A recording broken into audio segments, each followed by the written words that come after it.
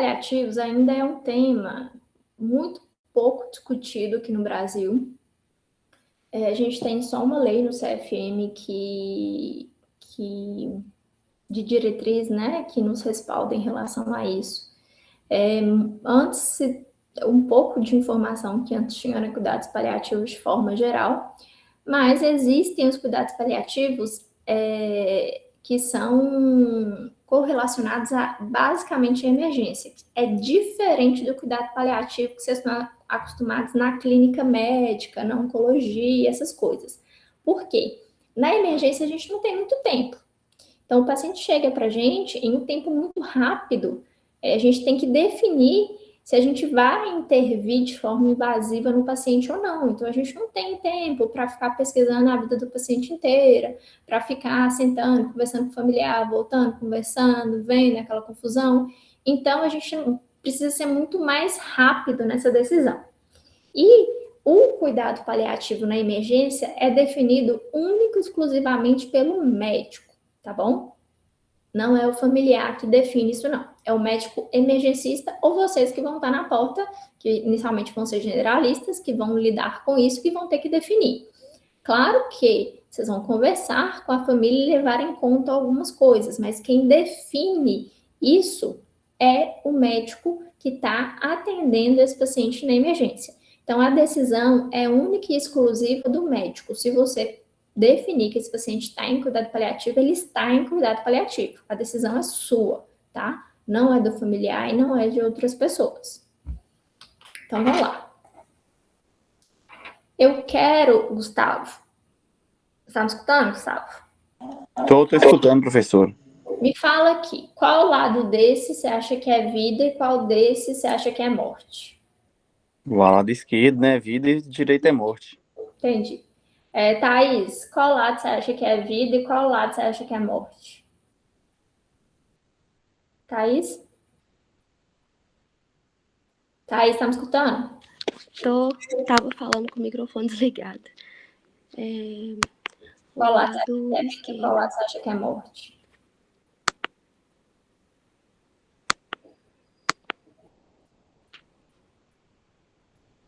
Thaís, câmbio. Oi. Tá me escutando, nega? Tá baixinho, professora, mas tô escutando. Qual lado você acha que é vida e qual lado você acha que é morte? O lado esquerdo. Eu acho que é vida e o direito, morte. Tá, vou perguntar mais o último de vocês, só pra gente interagir um pouquinho. Ana Júlia, né? Ana Júlia, qual que você acha que é vida e qual que você acha que é morte? Tá aí, desliga o microfone. Ok. Também acho que o esquerdo é vida e o direito é morte. Ótimo. Olhando assim, parece, né? Mas depende da vida e depende da morte. O que é vida para você? Depende. O que é viver aqui? Esse paciente, o primeiro paciente aqui, você acha que morrer para ele seria qual desses dois lados? Fala para mim, Gustavo. Um paciente acamado, todo cheio de escara, usa sonda nasentérica, respira por traqueostomia, o povo tem que dar banho nele. Ele não come, né? Só por sonda nasentérica, não anda, todo atrofiado. Você acha que qual desses seria o cenário dele que ele consideraria melhor? Viver ou morrer? Qual você acha que ele ia preferir? E é complicado, né? Essa decisão, né? Seria... Ele teria alguma possibilidade de recuperar? Se não teria, é morte mesmo. Para diminuir a dor dele e tudo mais. O pessoal familiar também vê isso aí, sofre também, né? Não, é uma pergunta simples. Eu não quero que você me explique, não. Tô falando que esse paciente acamado, esse é o basal dele. Você acha que para ele morrer seria mais reconfortante do que viver? Morrer seria mais reconfortante, no caso. Então, nessa foto aí, você acha direito. Que é a morte para esse paciente aí? Qual dessas imagens? A morte para esse paciente, a morte para esse paciente do lado esquerdo também, então. Seria o lado bonito, né? O lado bonito, né? Exatamente. É. Então, viver e morrer, a gente tem uma visão de viver e morrer, de certo e de errado, mas isso depende de cada paciente. Muitas vezes, morrer é a melhor coisa que pode acontecer para esse paciente. Então, quando a gente está no departamento de emergência, a gente tem que estar muito consciente. Um médico, ele forma e ele tem uma visão, vocês são formados para salvar a vida, né? E assim, salvar vidas para vocês é basicamente fazer para tentar fazer com que esse paciente viva. Mas o que é viver? Às vezes, morrer é a melhor opção para esse paciente. É a posição mais confortável, onde ele vai estar melhor, onde ele vai se sentir melhor. Então, não existe um certo e um errado. Essa figura depende do paciente. Para mim, se um dia eu tiver uma pneumonia, insuficiência respiratória, eu com 30 anos, estou totalmente funcional, obviamente que para mim o cenário melhor é viver. Agora, você pega um idoso desse que eu te falei, obviamente o cenário dele, se ele pegar uma pneumonia e piorar mais o estado basal dele, eu tiver que entubar, você acha que para ele seria melhor entubar ou deixar ele morrer? Obviamente, deixar ele morrer. Então, depende do conceito, não tem um certo e um errado. A morte, ela não é, eu coloquei essa imagem bem assim, mas justamente para vocês falarem que aquele lado era a morte. Mas morrer, a gente não sabe o que acontece quando a pessoa morre. A gente sabe que morreu, acabou, né? Assim, se vai ter vida pós-morte, não vai ter, não sei, não tem religião, então isso para mim não importa. Mas fato é que ela estava sofrendo nessa vida. Então, a gente, às vezes, o melhor tratamento para o paciente é morrer. Então, vamos continuar. Olha essa imagem aqui, é só para eu abrir a porta aqui. Peraí, rapidinho, gente.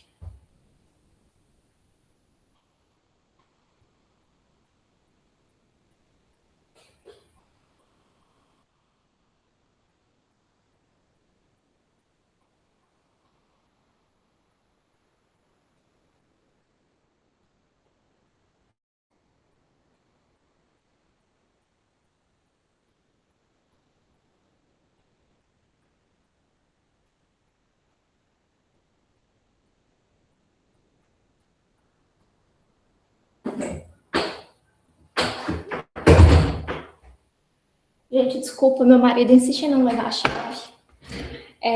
Então, aqui a gente tem 2 pacientes idosos, tá? 2 pacientes que estão num leito de hospital.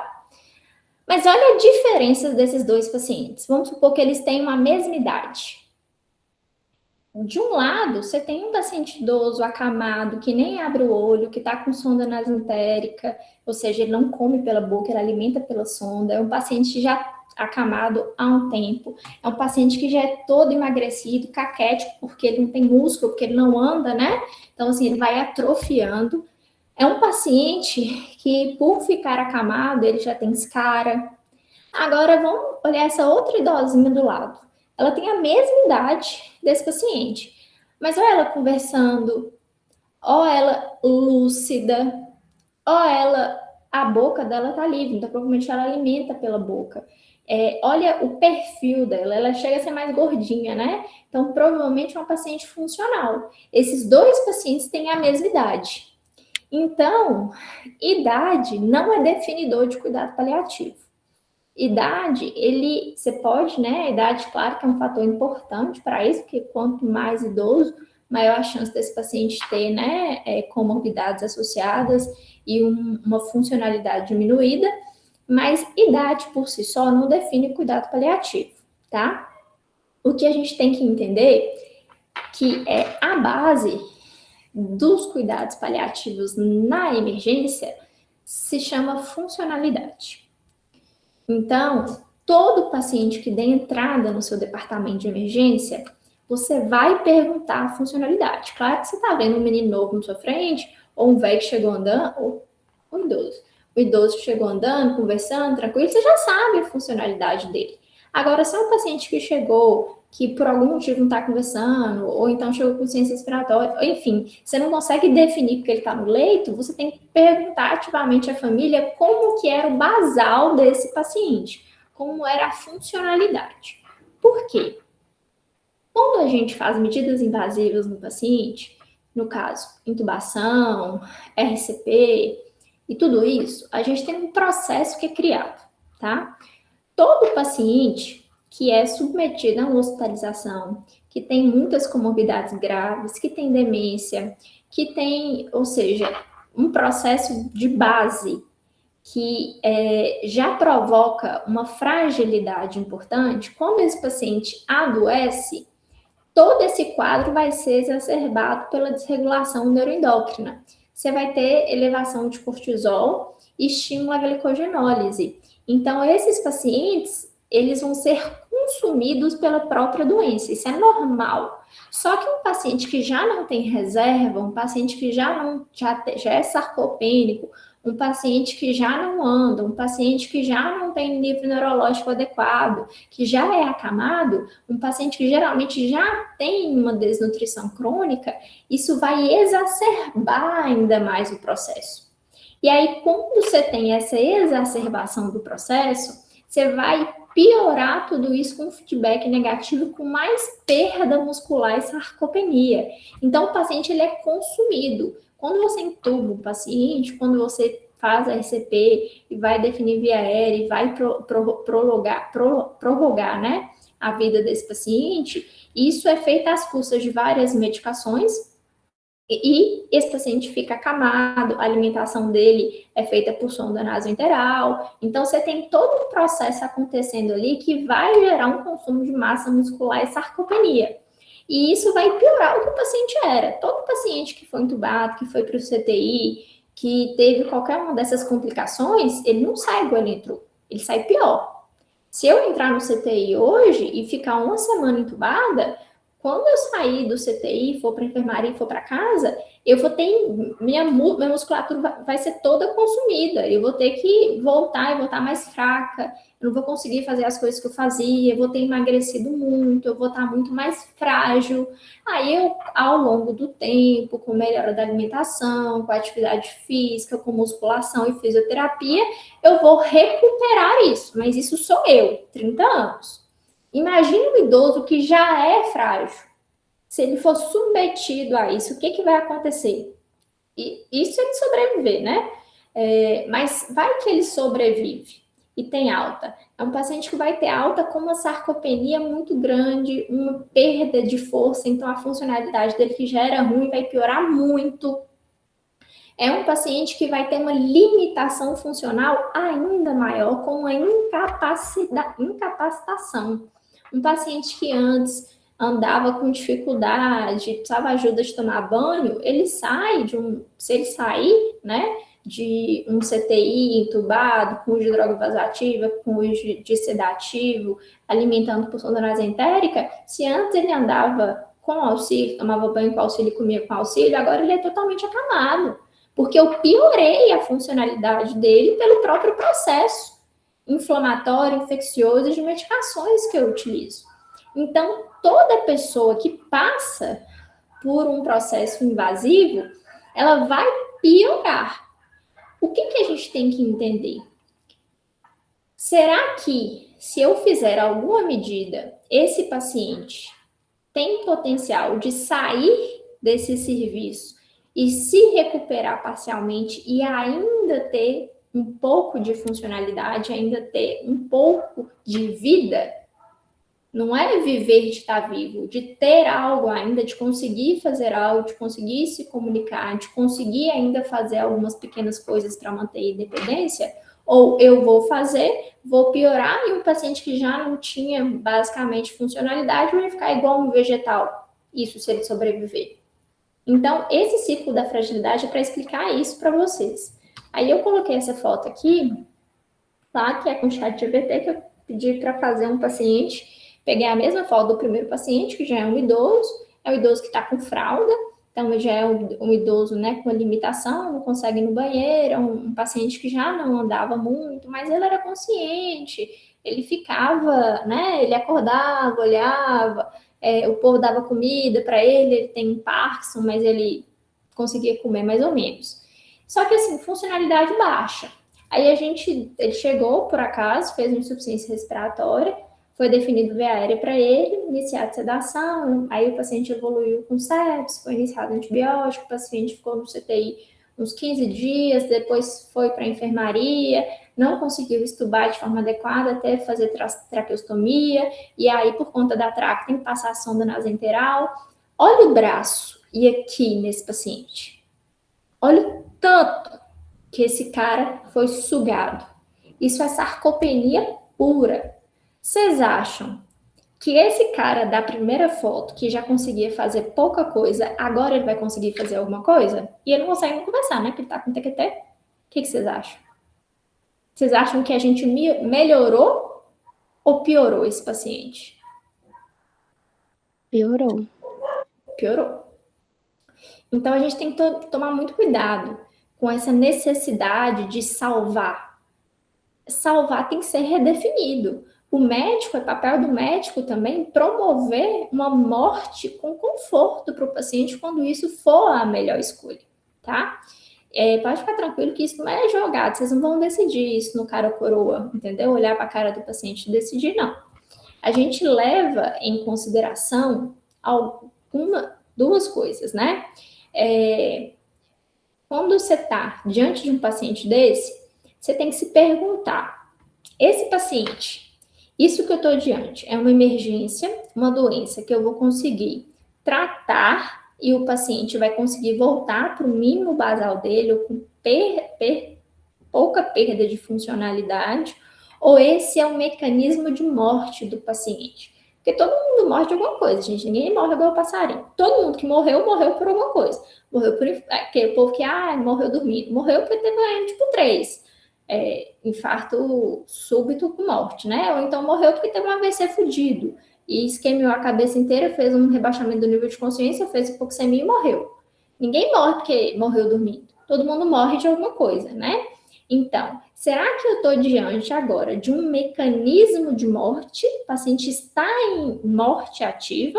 Ou será que é só uma doença, junto com o contexto dele, que eu consigo fazer um tratamento eficaz aqui e esse paciente vai melhorar dessa doença e depois ele vai ter continuidade da vida? Isso depende. Então, a gente sempre vai olhar idade versus comorbidade e o que isso impacta na funcionalidade dele. Então, a gente tem pacientes com sequelas neurológicas importantes que já não têm funcionalidade adequada. A gente tem pacientes oncológicos que já não têm funcionalidade adequada, ou então o câncer, né, já não é tratável. A gente já tem os idosos, que são idosos frágeis, com funcionalidade muito baixa, que mesmo sem muitas outras comorbidades, eles já não têm funcionalidade, então não tem por que eu ficar fazendo medidas invasivas no paciente que já tem funcionalidade, se ele não tinha, agora que ele não vai ter mesmo, né?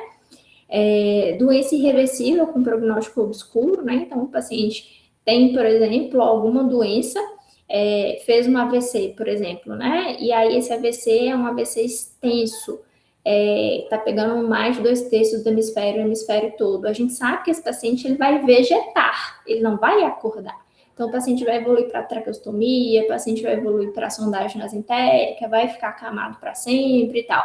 Até que ponto a gente tem que fazer medidas invasivas caso esse paciente precise, né?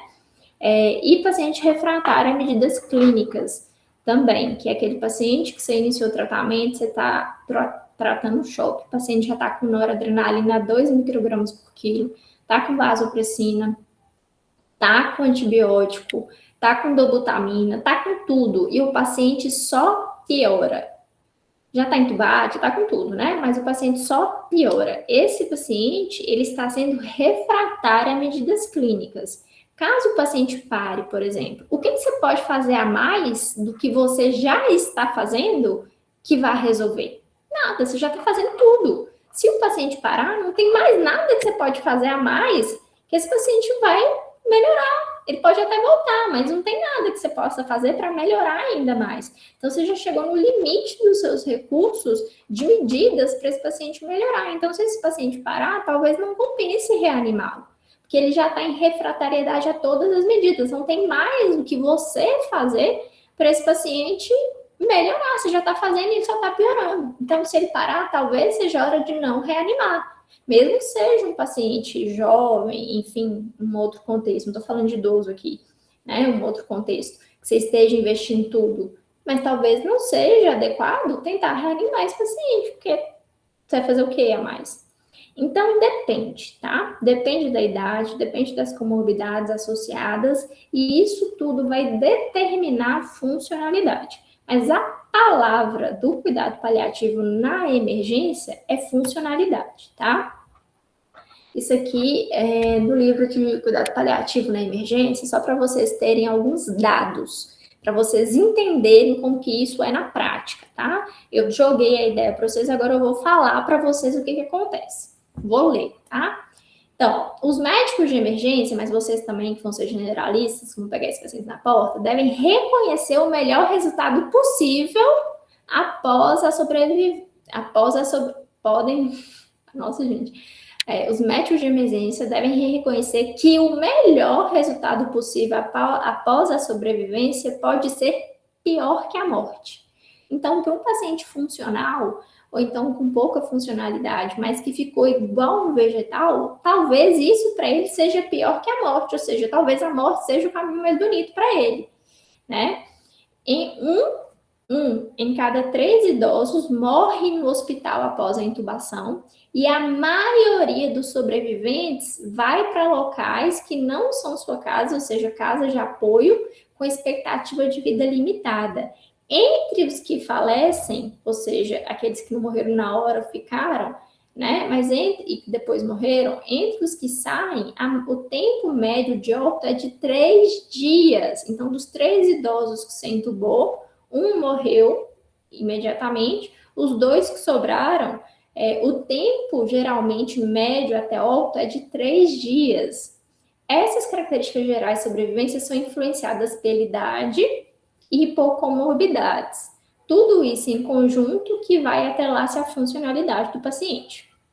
Mesmo entre os sobreviventes, aqueles que vingaram, a sobrevida a longo prazo é desanimadora. Mais de 80% dos sobreviventes, a sobrevida mediana é, em geral, 164 dias, não é nem 6, dá menos que 6 meses, né?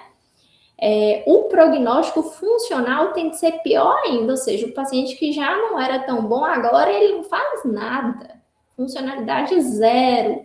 O paciente vegetando, só fica na cama aqui parado, porque ele não consegue fazer nada, ele não consegue comer, ele não consegue ir no banheiro, ele não consegue tomar banho, ele não tem hobby mais, ele fica... Não tem... Até déficit cognitivo acontece. Então, diante desse prognóstico sombrio, os médicos de emergência devem considerar pelo que esses pacientes estão dispostos a viver. Ou seja, a que custa essa vida vai acontecer? Às custas de quê? Será que vale o preço? Será que esse paciente quer pagar o preço apenas por estar vivo? Mais de 70% dos idosos preferem qualidade de vida a prolongamento de vida. Além disso, mais de 60% dos idosos consideram não conseguir sair da cama ou depender de um respirador como igual ou pior que a morte. A grande maioria, 87% dos idosos gravemente enfermos hospitalizados, expressa que trocaria até mesmo 1 ano de vida para evitar morrer na UTI. Ou seja, eles preferem morrer sem ir para a UTI. Eu prefiro morrer agora do que ir para o hospital e ficar lá na UTI. Então, deixei em negrito aqui toda a frase. Nesse momento crucial da vida dos idosos, os médicos de emergência têm a tarefa de delinear os valores desse paciente, o que eles consideram pior que a morte. No contexto dos melhores, nosso objetivo é sempre o melhor possível para o paciente, né?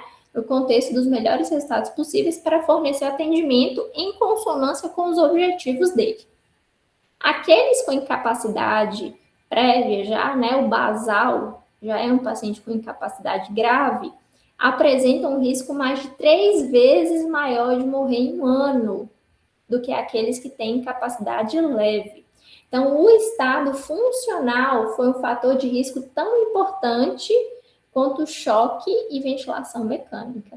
Então, a funcionalidade, ela tem a mesma equivalência de um paciente que está em ventilação mecânica e está com choque. Ou seja, você definir a funcionalidade do paciente é tão importante porque se o fato dele ter uma funcionalidade diminuída, uma incapacidade, dará mesmo que esse paciente está na ventilação em choque, ou seja, o prognóstico é muito ruim. Então, o estado funcional também é um desfecho crítico, né, em doenças graves. Então, vamos para o próximo.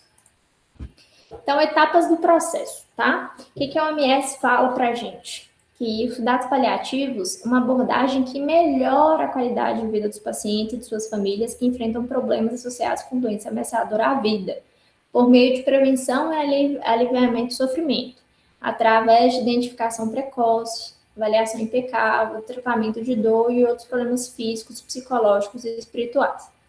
Gente, cuidado paliativo não é se abandonar o paciente, não. Muito pelo contrário. A gente faz, às vezes, a gente tem mais trabalho com o paciente de cuidado paliativo do que aqueles que não estão. Por quê? Esse paciente precisa de manejo contínuo. Porque você quer dar o quê? O melhor conforto e qualidade e a morte mais confortável possível. Então, esse paciente, a gente não aceita que esse paciente tenha dispneia, a gente não aceita que esse paciente tenha dor. Então, a gente maneja esse paciente o tempo inteiro, objetivando o conforto do paciente o tempo inteiro. Então, o cuidado paliativo é o oposto de não fazer nada. Cuidado paliativo é só você definir que esse paciente não se beneficia de medidas invasivas, porque caso o paciente consiga sobreviver ao processo, se ele conseguir sair do hospital, a funcionalidade dele vai estar totalmente acabada e esse paciente vai vegetar. E que provavelmente não é o que ninguém quer. Que provavelmente isso para ele é pior do que morrer. Então, a gente faz isso em 4 partes, tá? Então, primeira coisa, o paciente deu entrada no departamento de emergência, a gente vai identificar aqueles pacientes, né? Potenciais para cuidados paliativos, então, paciente idoso, paciente oncológico, um paciente que você olha para o paciente e vê que o paciente ou já é acamado, ou tem uma restrição importante, ele já é um paciente com potencial para cuidado paliativo. Aí você vai avaliar a funcionalidade desse paciente para definir as metas de cuidado. Se seu tratamento tanto pode ser tratamento curativo agressivo, que é entrar com tudo e fazer tudo invasivo, ou um tratamento paliativo agressivo, tá? E depois de definido isso, você vai maximizar o conforto. Aqui embaixo, a gente tem uma tabelinha, tá? De um estudo sobre cuidado paliativo, sobre o que acontece com os pacientes quando a medida do tempo de internação. Então, aqui embaixo tem o tempo de internação. E aqui mostra o que acontece. À medida que o tempo de intubação de internação vai subindo em UTI, o que vai acontecendo? A funcionalidade do paciente vai piorando exponencialmente. Então, após a alta desse paciente, a gente vai ter pacientes com deficiências graves, funcionalidade gravemente reduzida, tá?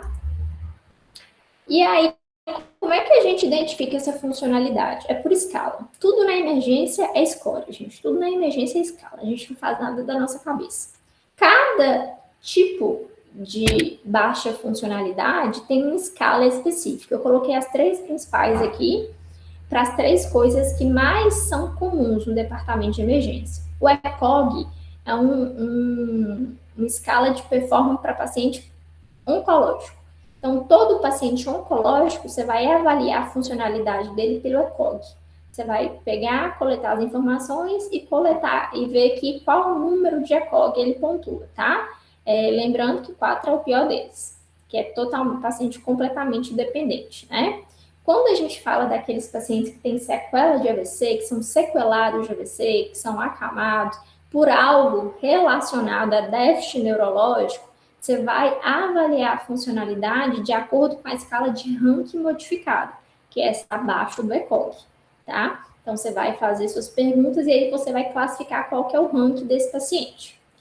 O resto dos pacientes que não são oncológicos, nem têm déficit sequelados devido a algo neurológico, você vai fazer a escala de performance, tá? Que é o PPS que a gente fala. Já conversando e é coisa simples. O paciente anda sozinho? O paciente come sozinho? O paciente vai no banheiro sozinho?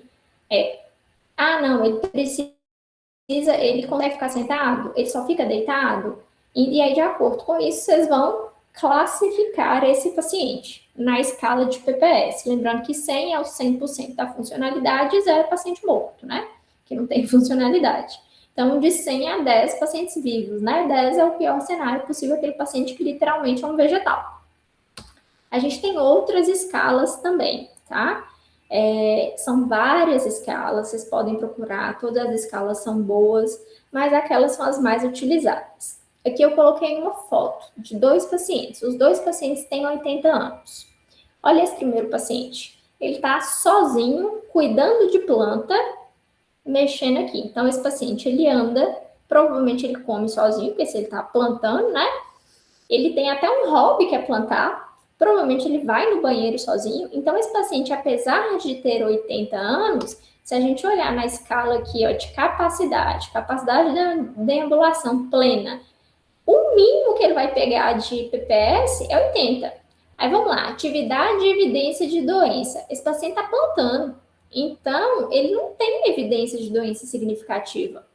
Autocuidado preservado, ingestão provavelmente normal e nível de consciência preservado. Um paciente de 80 anos tem 100% de funcionalidade. Então, se esse paciente chegar para mim com insuficiência respiratória e ele tem 100% de funcionalidade, eu vou entender que mesmo eu fazendo essas medidas invasivas, eu vou tratar aquela doença em específico e quando o paciente sair disso, ele ainda vai ter reserva para se recuperar e ter o mínimo de funcionalidade possível.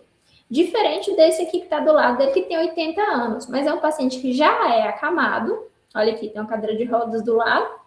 E aqui ela mexendo, posicionando as pernas dele. Você vê que aqui ele tem um edema, né? Uma nasarca, mas é um paciente que já está mais caquético mesmo. Você vê que o paciente ele não consegue fazer muita coisa, até a cara, a expressão dele é daquele paciente mais inerte.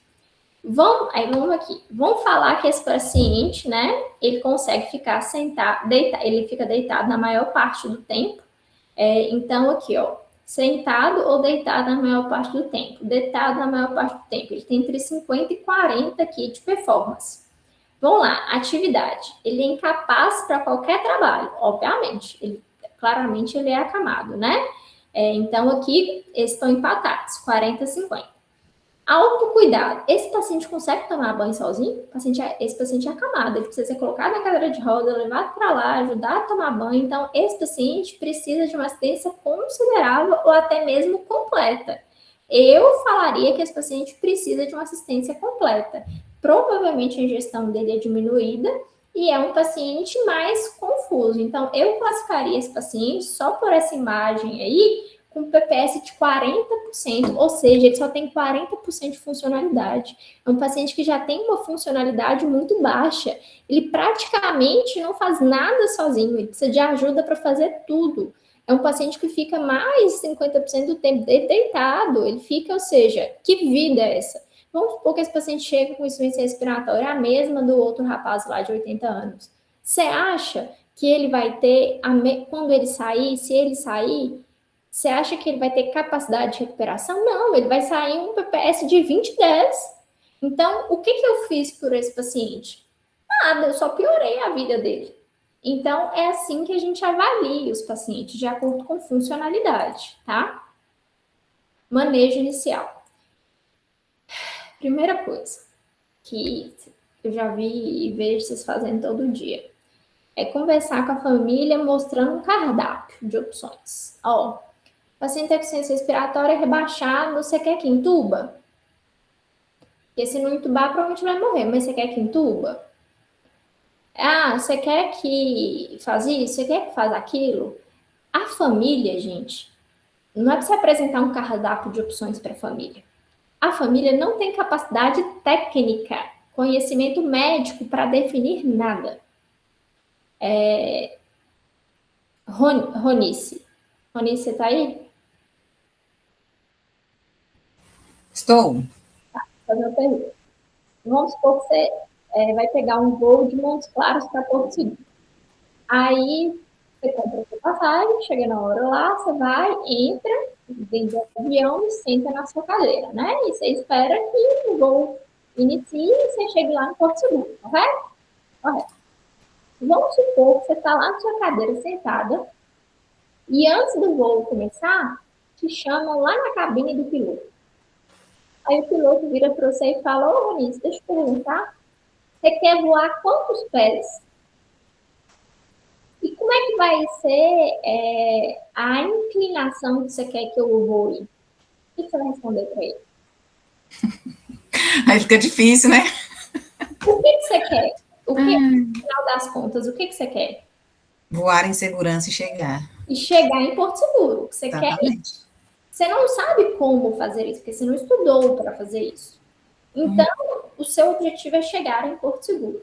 O objetivo dos familiares, gente, não é entubar, não é fazer nada disso. É fazer o melhor possível para esse paciente.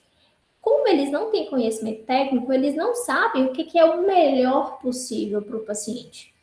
Se você perguntar, você quer que ele viva ou morra? Obviamente, a maioria das famílias vai falar, eu quero que viva. Mas eles não têm esse conhecimento técnico sobre as custas de que é essa vida. Então, você não pergunta para o familiar o que o familiar quer que você faça. Você já chega e você vai falar com muita tranquilidade sobre o que você vai fazer, né? Então, você vai perguntar como é que o paciente era, como é que era a funcionalidade do paciente, se já era um idoso frágil, acamado. Você vai perguntar sobre o que ele pensava sobre internação, o que ele pensava sobre o fim da vida dele, né? Se isso é uma conversa tranquila. Sobre o fim da vida dele, o que ele achava de ficar entubado, essas coisas. Aí eles geralmente vão te falar, né? Ele falava que era a última coisa que ele queria, não sei o que. Beleza, aí você entra, avalia seu paciente, depois você vai tomar a sua decisão de acordo com a funcionalidade dele. Aí vamos supor que vocês optaram por cuidado paliativo. Você vai chegar para o familiar e vai falar o seguinte, você não vai chegar e falar assim, ó, nós não vamos fazer nada, nós não vamos entubar, nós vamos fazer isso, nós não vamos fazer aquilo, porque é funcionário. Não. Vocês vão chegar para o familiar e vai falar assim, ó, o paciente é um paciente grave por conta da idade, das comorbidades. Então, nós vamos iniciar todo o tratamento clínico para ele que vá impactar na doença que ele está apresentando agora e nós vamos dar todo o conforto possível para esse paciente. Ele não vai sentir dor, ele não vai sentir dispneia, que a gente vai fazer com que ele fique o mais confortável possível durante a internação. Infelizmente, ele tem um risco muito grande de evoluir com óbito, mas isso a gente não consegue definir, né? Talvez ele tenha uma melhora, mas da nossa parte, a gente vai dar todo o conforto possível e as medicações que possam melhorar ele vão ser usadas. Por exemplo, chegou um paciente com um PPS, por exemplo, de 40, com a pneumonia. Você não vai deixar de dar antibiótico, o paciente já está com a veia funcionada. Então, você vai dar antibiótico, você vai dar um sorinho ali se necessário, você vai fazer essas medidas básicas, você não vai invadir o paciente, fazer prolongamento de vida disfuncional do paciente. Agora, coisas que não vão piorar o quadro clínico dele, você pode fazer, então você vai fazer essas medidas. Então, você vai falar a verdade para a família, que você vai fazer as medicações para tentar melhorar, resolver o quadro, mas, ao mesmo tempo, você vai dar todo o conforto possível. É isso que a família quer escutar, que o familiar dela está sendo tratado. Ponto. Se você for definir via aérea, chegou um paciente e você optou por definição de via aérea, entrar com droga vasoativa e seja lá o que for, você vai chegar para o familiar e vai falar assim, olha, o paciente está grave, tem um risco muito grande de morrer, mas aí nós vamos fazer todas as medidas necessárias para tentar fazer com que ele passe por esse período de maior gravidade e ele tenha uma chance de recuperação. Então, a gente vai ter que entubar, a gente vai ter que fazer isso, a gente vai ter que fazer aquilo. Quem decide é o médico, não é o familiar. Você vai apenas comunicar ao familiar do que foi decidido, que o familiar quer o quê? O bem do paciente. Igual Ronice quer chegar em Porto Seguro. Como você vai fazer para chegar em Porto Seguro? Você não sabe, mas você quer chegar. E o bem do familiar nem sempre é viver, às vezes é morrer. Então, quem define isso somos nós. Tá? Até rimou. Beleza. Então, aqui é a semântica da discussão da família. E aqui é uma conversa rápida, tá? Que vocês podem ter, que é um direcionamento, tá? Que vocês podem ter, se vocês quiserem uma colinha para na hora de conversar com o familiar, para saber o que é que vocês vão perguntar, como é que vocês vão fazer para definir isso, tá bom? A gente na emergência não usa isso, porque a gente trabalha com isso, paliativo, não sei quantos pacientes por dia. Então, assim, a gente já tem isso meio que esquematizado, mas vocês vão ser generalistas. Então, só para ter uma noção maior, para ter um documento para te guiar em relação a isso, você tem esse guia de conversa rápida, tá? Do Código de Cuidado Paliativo da Emergência. Então, como eu falei, não apresente um cardápio, eles não têm conhecimento médico para fazer essa escolha, então não façam aquela pergunta, vocês querem que façamos tudo? Você não vai perguntar isso, o familiar não sabe o que é tudo, não sabe o que é o, falando de forma científica, o que é o melhor para o paciente, porque ele não estudou sobre isso, né? Você não vai perguntar se quer que a gente ressuscite, você vai definir isso de acordo com as informações que você tem. Se esse paciente parou, se você reanimar esse paciente e esse paciente retornar, ele vai voltar como? Ele ainda vai ter algum tipo de funcionalidade? Ou talvez esse foi o mecanismo de morte dele, tá bom? E também nunca falar que você não pode fazer nada, que você definiu o cuidado paliativo e que você não pode fazer nada, porque você pode, você vai fazer. Você vai ter mais trabalho fazendo, mexendo com o paciente de cuidado paliativo do que se você tivesse entubado. Você entubou, acabou a sua preocupação, teoricamente, né? Você vai mexer com droga ali, mas não tem injeção de saco. Agora, no cuidado paliativo, você tem que ficar fazendo avaliação e fazendo esse paciente, tudo que esse paciente sentir, você vai fazer o máximo para ele ficar confortável, tá bom? Então, muitas vezes é prudente fornecer sua opinião médica clara e, quando é apropriado, fazer recomendações claras em vez de apresentar opções e deixar as decisões sobre o fim da vida exclusivamente para a família. Isso pode ajudar a reduzir o peso dessa decisão difícil para a família. Então, essas são as 10 coisas que eu quero que vocês entendam sobre cuidados paliativos, tá? Quando a gente define cuidado paliativo, e o que a gente faz em seguida, e o impacto disso na vida do paciente e na família também. Já mandei os slides para vocês, está no grupo, então depois vocês olhem. Eu coloquei 3 casos clínicos para a gente tentar, vocês tentarem entender como que isso funciona, tá? Então, você está trabalhando no departamento de emergência, quando chega uma senhora, eu coloquei a foto de um homem, foi erro meu, gente, foi mal. Ou seja, um senhor. Chega um senhor de 85 anos com queixa de alteração do estado mental e insuficiência respiratória aguda. Ele já tinha um estado mental mais comprometido, ele era confuso, confundia as coisas, enfim, já era um paciente, né, que não era tão lúcido, mas ele piorou a função mental e evoluiu com insuficiência respiratória aguda, ou seja, o paciente está desaturando e com dispneia. Ele já está em uma casa de repouso, então ele vem trazido da casa de repouso. A casa de repouso vai te dar um tanto de papel, e aí você vai avaliar os sinais vitais desse paciente e ver com quem você pode pegar mais informações. Além disso, ver qual que é o parente mais próximo que você possa conversar. Ao analisar os documentos, você identifica que esse paciente já tem uma demência, além de vários outros problemas de saúde, e a filha dele, que é o único contato que tem lá, mora em outro estado, mas tem o telefone dela lá. Então, é um paciente de 85 anos, que já tem uma funcionalidade, pelo que você entendeu, diminuída por essa demência, por todas essas comorbidades, que já não tem um nível neurológico muito adequado, né? Já é mais rebaixadinho. E aí ele vem, ele piora, né, com quadro de alteração de estado mental e insuficiência respiratória aguda. Aí você vai olhar os dados vitais do paciente, ele está com frequência, uma PA de 90 por 60, uma frequência de 100, com a frequência respiratória de 30, saturando em ar ambiente 85, com glicemia de 85. Imediatamente, você vai dar suporte para esse paciente, tá? Você vai colocar o paciente deitadinho, pegar um acesso nele, ver se esse paciente vai correr um volume, solicitar alguns exames básicos e iniciar oxigênio para o paciente para dar suporte básico imediato. Enquanto isso, você vai olhar naquela papelada toda lá como que era a funcionalidade do paciente. Quando você avaliou a funcionalidade do paciente, de acordo com o relato dos prontuários, você viu que ele tinha um PPS de 40%. Ou seja, é um paciente já que fica a maior parte do tempo deitado, ele é parcialmente acamado, né? Ele é incapaz para qualquer trabalho, tem uma doença extensa, ele tem uma assistência quase completa, ou seja, não faz nada sozinho, para tomar banho alguém precisa dar, para comer alguém precisa dar, para tudo ele precisa de assistência praticamente, né? Ele tem uma ingestão que pode estar reduzida ao normal, e é um paciente mais, que já tem um nível de confusão mental, sonolência prévia.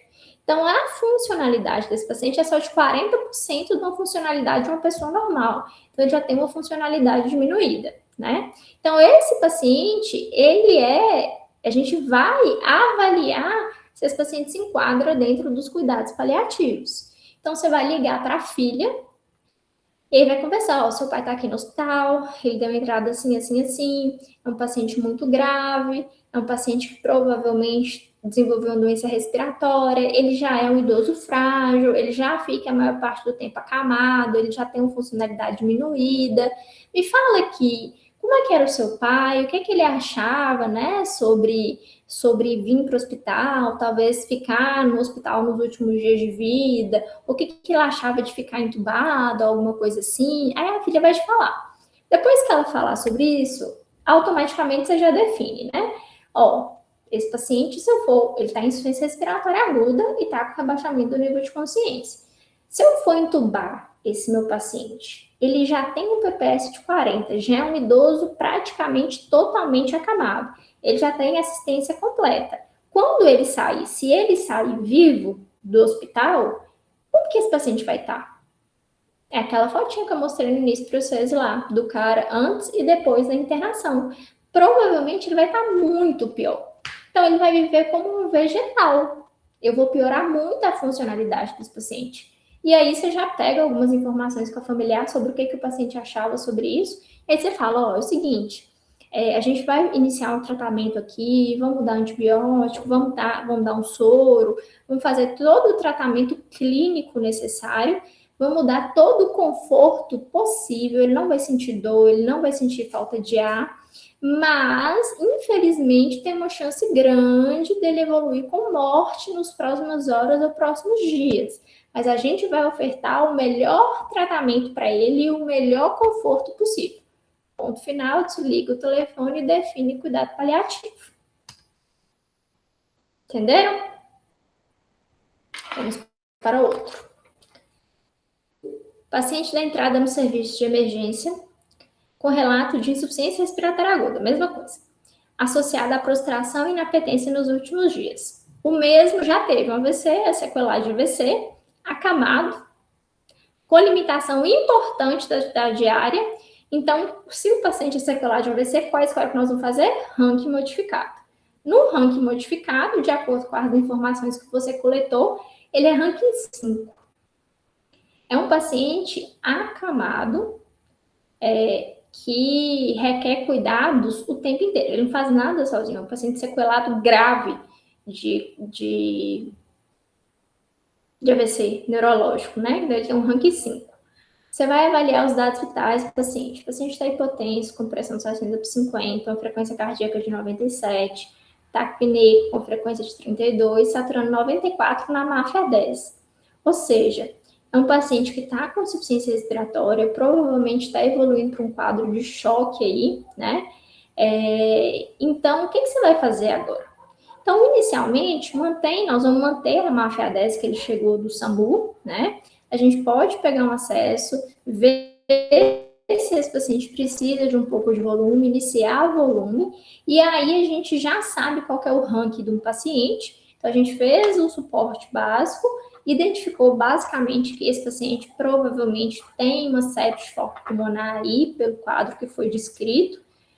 Isso é especulação, né? O que a gente viu inicialmente. Então, você vai pedir exames iniciais prévios para ele aí, um hemograma, um PCR, um raio de tórax, passa ultrassom, ver o que você consegue identificar, para identificar qual que é a etiologia dessa insuficiência respiratória e desse choque, inicia medicações iniciais, inicia antibiótico, definiu a funcionalidade, aí você vai conversar com os familiares do paciente sobre como que o paciente era, só para confirmar essa funcionalidade dele mesmo, perguntar, né, o que ele acha sobre a vida, sobre a morte, e aí, nisso, já define automaticamente na sua cabeça se esse paciente vai ser alocado para cuidado paliativo ou para cura agressiva, cuidado intensivo agressivo. Eu entendo que um paciente ranking 5, o que eu for fazer de invasivo para ele não vai melhorar o desfecho, só vai piorar. Se ele sobreviver, que eu acho muito difícil, ele vai, um ranking que era 5 vai ficar um 5 piorado. Antes ele pelo menos abriu o olho de vez em quando. Agora ele vai ficar vegetal para sempre. Vai sair com tracostomia, com sonda nasointeral, cheio de escara, um leguedê. Então, eu defino cuidado paliativo para esse paciente. Então, eu vou conversar com o familiar e eu vou explicar como que vai ser o tratamento, que a gente vai entrar com medidas iniciais clínicas e aí a gente vai dar todo o conforto para ele não sentir dor, falta de ar, nem nada do tipo, só que ele tem uma grande chance de morrer nas próximas horas ou dias. Mas não tem como a gente definir isso, ele tem sim uma chance de melhorar, mas infelizmente a chance maior é dele morrer nas próximas horas ou dias. Ponto final. Vamos para outro. Paciente na entrada na emergência. A paciente é oncológica, com diagnóstico recente de câncer de mama, metastático. A paciente tem 75 anos. Ela teve esse diagnóstico recente, mas ela nem começou o tratamento. Ela é acamada e dependente para quase todas as atividades básicas de vida. E no momento ela tem insuficiência respiratória aguda. Essa paciente, apesar ela ser oncológica e ter um câncer metastático, ela nem iniciou o tratamento, a gente não sabe qual é a extensão dessa doença, mas o que pesa para mim é que já é uma paciente acamada e dependente para quase todas as atividades básicas de vida. Então, quando se trata de paciente oncológico, qual é a escala que a gente faz? ECOG. Eu iniciei o suporte para essa paciente inicial, básico, identifiquei o ECOG de acordo com as perguntas para a família e identifiquei que ela é ECOG 3.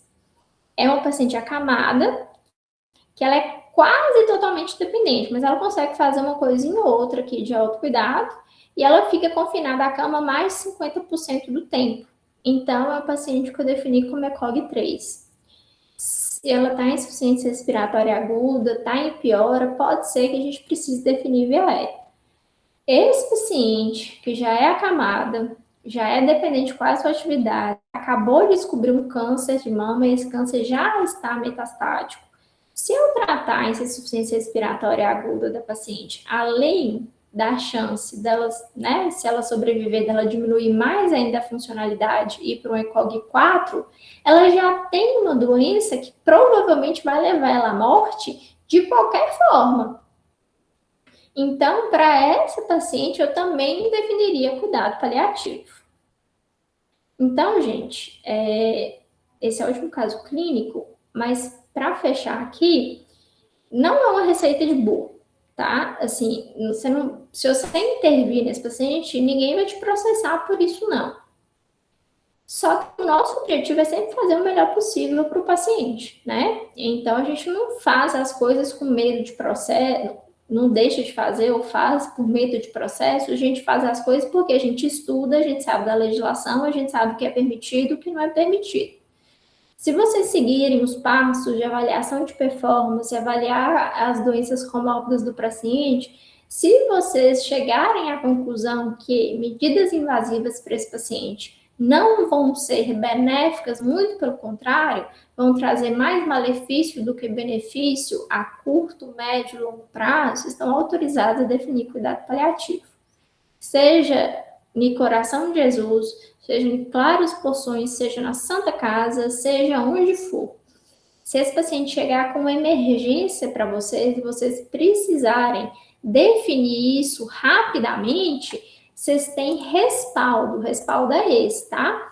Então, definam isso, até porque isso vai facilitar muito a vida do paciente, por exemplo. Se você definir que esse paciente é um cuidado paliativo, você não precisa cadastrar ele na central para ele ir para a Santa Casa, por exemplo, para fazer tratamento, uma tomografia ou isso, aquilo, porque você já definiu que o paciente é cuidado paliativo. Então, você deixa o paciente confortável, perto dos familiares, evita esse deslocamento, evita gasto, né? Porque transporte, ou exames complementares, leito na unidade de alta complexidade, tudo isso é caro. E isso vem do SUS. Então, se você fizer bem a gestão de finanças, então você vai conseguir ter mais coisas para aqueles pacientes que realmente necessitam de coisas invasivas. Tem um livro sobre cuidado paliativo na emergência. É um livro até pequeno, tranquilo de ler. Se um dia vocês quiserem, podem ler também. Mas, de forma geral, é esse aqui que eu falei com vocês, é esse que vai cair na prova, tá? Avaliação de performance, algum paciente com limitação funcional, vocês vão ter que definir a performance dele. Eu já vou colocar, na verdade, né, qual que vai ser a escala de funcionalidade dele. Vocês vão ter que definir qual que é o melhor tratamento para esse paciente, que vai cair na prova de cuidado paliativo, é isso, tá? Ficou alguma dúvida, gente? Não, tá tranquilo. Fechou, então. Então, boa sorte para vocês. A partir de agora eu não os vejo mais, talvez só formados em alguma intercorrência ou em alguma outra coisa. Quem quiser fazer medicina de emergência, estamos na Santa Casa. Tentem ser residentes de emergência. Mas é isso, tá? Desejo tudo de bom para vocês e que vocês formem e sejam a melhor versão médica que vocês possam ser, meninos, viu? Foi um prazer conhecê-los. É isso. Fiquem com Deus, tá? E a prova, igual eu falei, qualquer dúvida, pergunta para a Nina, porque eu realmente não sei como que ela vai fazer, não. Eu mandei minhas questões. Como que ela vai fazer, eu não sei. Fechou?